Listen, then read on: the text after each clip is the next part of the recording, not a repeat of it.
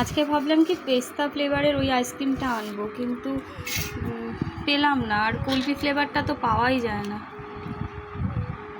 নিয়ে এসেছি এই চকলেট ফ্লেভারেরটাই। মা এবার এটাকে টিফিন বাটি করে গুছিয়ে রাখবে। এইভাবে রাখলে না খুব গুলে যায়, কাগজে লেগে যায়, খুব অসুবিধা হয়। যখন খাই তখনও প্রচণ্ড প্রবলেম হয়। তার জন্য মাকে বলছি যে তুমি টিফিন বাটি করে গুছিয়ে রাখো। নাও বার করো আর একটুখানি আমাকে দাও, খাই।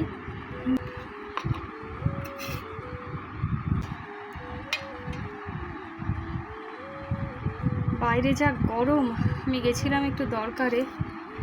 রাস্তা থেকে মনে হচ্ছে কি যে পিচ গলে গলে যাচ্ছে, গাল ঠাল পুড়ে যাচ্ছে। এই দোকানে আনতে আনতেই তো গলি। হ্যাঁ, আমার বাড়ি থেকে আইসক্রিমের দোকান জাস্ট 4 মিনিট, তাতে এই অবস্থা।